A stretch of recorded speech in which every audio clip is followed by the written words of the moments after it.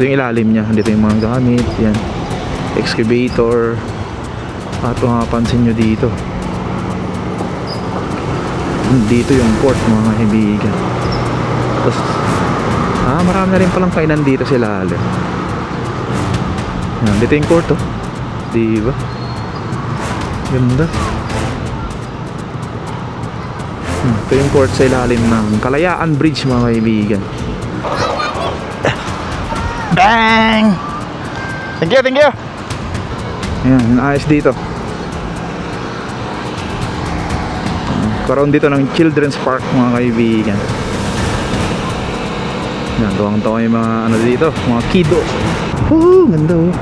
Wow.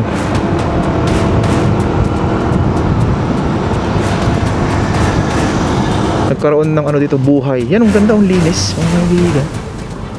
Malaki na tong akasya dito. Mga first vlog natin dito, wala to eh. Tinatanim pa lang tong akasya na to. Siguro mga 2 years ago, 3 years. Yan o guys, malinis na dito. Siguro ang dami nang tumatambay dito pag hapon. Yung palubog na yung araw. Panigurado.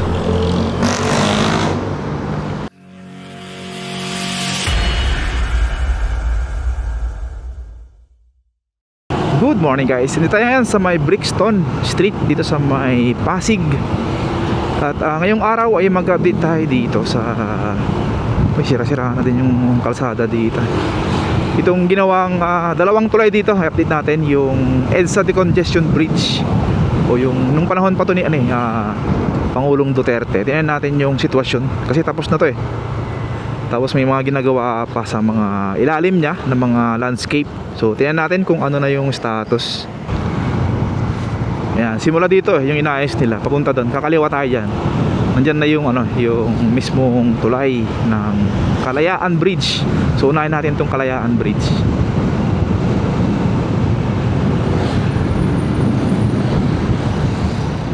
Ayan. Pero walang kaliwaan pala dito. Wait lang, balik tayo doon. Walang kaliwaan dito guys.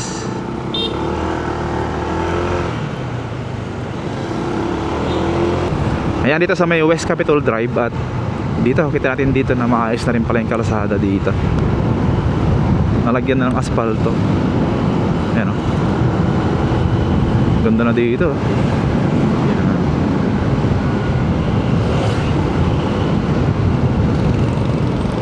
Ayan, dyan tayo galing kanina sa may likod nito, itong building. Nag-U-turn tayo dito sa may Fairlane Residence. So nung tinatayo yung tulay, sakto rin tinatayo itong building na to. Yan, meron din dito Brixton Place, yan, DMCI Homes. So malaking kumbaga swerte na nandito sa yan din sa mga condominium na yan, kasi malapit lang yung tulay dyan. Pagtawid mo, Makati na. Yan, dyan tayo galing kanina. Yan na yung tulay mismo sa may maraming motor dyan. Yan, wala kasing kaliwaan dyan, kaya umikot lang tayo. Check natin tong ilalim ng tulay, kasi may mga ginagawang dyan sa ilalim, mga landscape, mga recreation like basketball, ganyan. Okay na rin pala dito. Yan, asfaltado na tong papunta dito. Santa Monica Street to eh. Yan, ito yung ilalim niya. Dito yung mga gamit. Yan, excavator. At kung mapapansin nyo dito,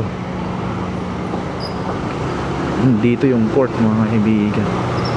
Tapos marami na rin palang kainan dito sa ilalim. Yan, dito yung court oh. Diba? Ganda.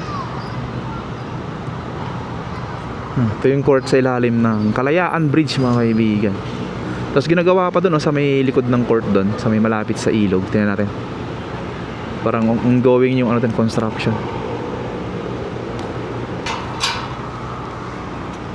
Dito. Ganda.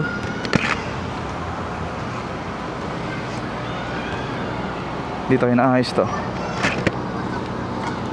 Dami na natulog dito. Sila kuya. Ayan, naayos dito. Karoon dito ng children's park mga kaibigan. Yan, tuwang-tuwa yung mga ano dito, mga kiddo, mga kabataan. Ibabaon pa nila to kasi delikado to. Pag hindi na ibaon, matutumba.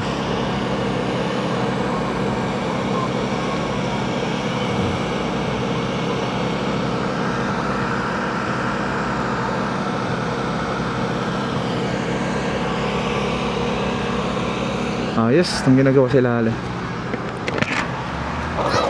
Tira tayo. Bang bang. Thank you. Isa pa. Woohoo. Bang. Thank you, thank you. Mabait tong bata. Binigyan ako ng bola. Kala ko ipagdamot niya eh. Okay, ikat tayo.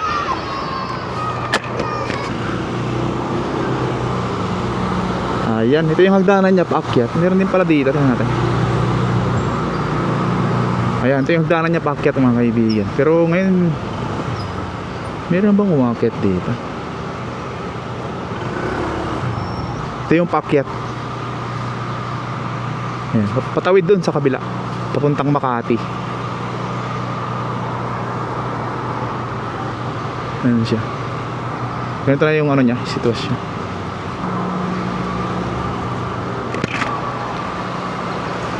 Ayan. So, madumi na. Dami na kasing ano, dumadaan dito. Ayan o.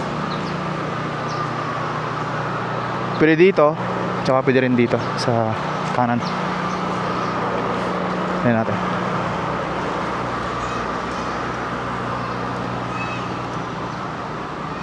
Ayan. Dito tayo sa taas na. Taas din. Ayun oh. Oh, diba? Ito yung sidewalk niya mga kaibigan.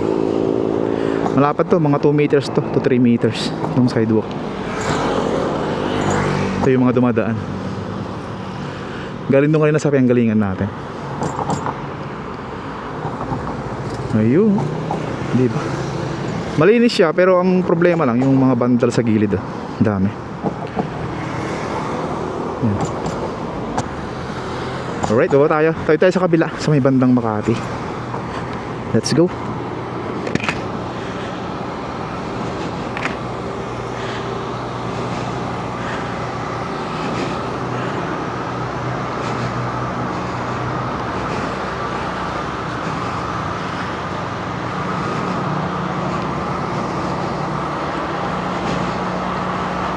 Right, tayo sa kabila sa may bandang Makati. Ano kasi to? Pasig area. Ganda oh. Hindi nila dito. Garden. Ayos. So, tawid tayo doon. Daan tayo doon sa may ano na, pinakatulay na para makita nyo. Let's go.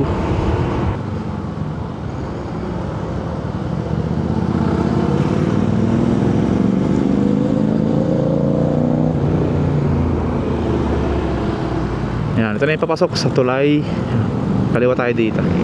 May mga nilagay silang ano, to cone. Pinaka-barrier niya. Yan. Daming oh, bandal oh. Oh, ang daming bandal sa gilid. Yung iba dyan, mga graffiti. Yan, dito galing kanina oh. Diretso tayo dun sa may kabila, sa may parte ng Makati. Oh, ganda oh. Wow.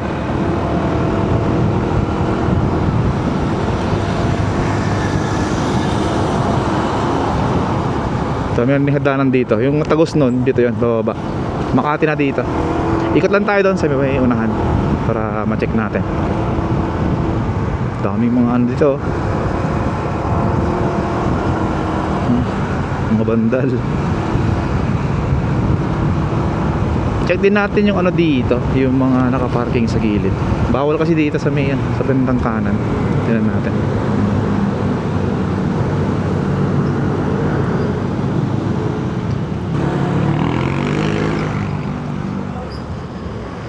Ayan, dito. Mayroon ng ano dito. Ganda ng ginawa nila dito. Lagayan ng mga... Ayun. Ayos. Ano na dito? Maluwag na. Nakalagay na dito, no parking. Di ba? Dati dami dito. Mga naka-parking. Ang linis na dito. Hindi dapat. Kasi ano to eh. Ilid to ng tulay. Paano pag may mga sunog tapos hindi makadaan yung mga bombero? Di ba? Maliwalas na mga kaibigan. Lagi kasing ano to, pinapadaanan nila Dadako. Syempre. Laki ng multa nun. Ano pa lang, yung towing fee pa lang dun 1,500 na yata eh. Tapos kukunin mo pa dun impound, magkano yung bayad din. Yan. Ito naman yung ilalim niya sa bandang Makati. Yan siya, Makati side. Diyan na ano,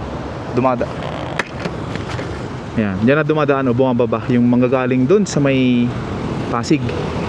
Dito na yung babaan nila. Dati kasi nung wala pa tong tulay, bangka yung ginagamit. So meron tayo na interview na parang pamasahe siya ng jeep eh. Parang pamasahe siya ng jeep, yung pamasahe sa bangka. So malaking ano din dyan, bagay. Yan. Alright, puntahan naman natin yung yung parte ng Estrella Pantaleon Bridge. Yan. Pagtawid lang ng EDSA. Yan. Kaya ginawa yung tulay na to dalawa kasi sila yung mag-decongest dyan sa may EDSA. Yan, kaya itong dalawang tulay dito, itong Kalayaan Bridge saka yung Estrella Pantaleon Bridge, paglagpas mo lang ng EDSA ay yan, nagawa nung panahon ni Pangulong Duterte. So dati maraming buwabatikos dyan kasi hindi raw worth it na gagawin tong tulay na yan. Pero ngayon, tinan nyo, ang daming dumadaan sa mga tulay na yan. Puntahan natin yung Estrella Pantaleon Bridge. Ang daming dumadaan dyan mga kaibigan. Alright, let's go. Ayan, ito na yung EDSA mga kaibigan. At lulusot tayo sa ilalim. Puntahan natin yung sa pangtulay, yung Estrella Pantaleon Bridge. Yan. Ano naman to? Magdudugtong ng Mandaluyong tsaka Makati itong ginawang tulay dito. Ito yung isang tulay na regalo ng China sa Pilipinas, kasama yung Binondo Intramuros Bridge. So dalawa to, regalo nila. Yan, sa panahon to ni PRRD ay tayo at natapos din. So malaking bagay itong dalawang tulay na to kasi siya, talagang gamit na gamit ngayon kasi lalo na ngayon ginagawa yung EDSA. So nire-rehab yung EDSA, ginagawa yung minsan kalahati sinasaraduhan nila para magawa lang yung kailangan nilang gawin. Like paglagay ng asfalto, yan. Inaayos yung pinaka-sidewalk niya. Ayan. Check lang natin yung ginagawang or nagawa ng landscape sa ilalim ng tulay. Tingnan natin yung status niya kasi may mga puno dun eh. Tapos may mga carpet na nilagay. Pinaganda yung ilalim niya. Sana ngayon ay na-maintain nila. Dati yung mga last vlog natin yan, maraming mga dyan, bandal sa yung paakyat sa tulay. May hagdanan dyan kabilaan. Tingnan natin. Yan, ito na yung Estrella Pantaleon Bridge mga kaibigan. Ganda nito, yan solid na solid yan. Ito yung hagdanan niya sa dito banda, and then meron din sa kabila. Tingnan natin, yan daming bandal Pero okay na dito gumana tong halaman dito sa ilalim. Kasi dati nilagyan nila to ng ibang halaman pero hindi nag-click. So nagpalit sila ngayon dito ng ganyan Hindi ko alam ang pangalan nito. Comment down below guys. Parang siya parang aloe vera. Parang aloe vera. Mas maganda rin yung ginawa nila dito sa may gitna. Ayan. Sa may gitna, sa may pinakataas niya. May mga paso na malalaki. Dito tayo. Mayroong dito. May bay area. Yan. Ganda na mga kaibigan. Inayos na dito. Kumbaga nagkaroon ng dito buhay. Yan, ang ganda, ang linis mga kaibigan. Lalaki na tong akasya dito. Mga first vlog natin dito, wala to tinatanim pa lang tong akasya na to. Siguro mga 2 years ago, 3 years.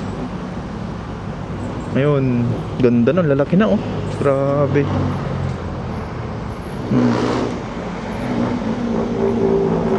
Ganda. Ganito yung resulta pagka may ano, kumbaga merong ano dito, maintenance itong gilid niya, tapos itong tulay mismo. Kasi nung walang maintenance tong daming kalat dito guys, kung mapapansin nyo lang, umangat na rin yung ano dito, semento, kasi malaki na yung ugat nito, akasya. Yan o, diba? Ganda.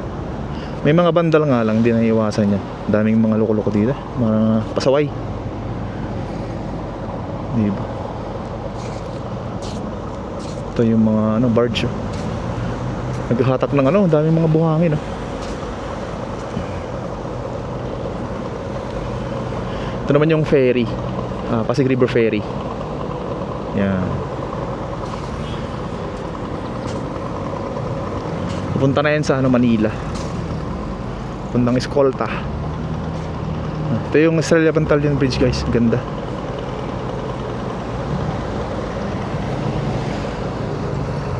Ayos, buti nabigyang pansin to, itong gilid ng ano. Kasi ano to, Makati area kasi to. So kailangan malinis talaga dito. Ito kasi yung number 1 na ano sa NCR. Pinakamalaking inaambag sa tax na city, Makati. Ayos na rin tong ano dito, CR nila. Hindi ko lang alam kung bukas to. Pug, sarado. Diba? Yan o guys, malinis na dito. Siguro ang dami nang tumatambay dito pag hapon, yung palubog na yung araw. Panigurado. Ganda na.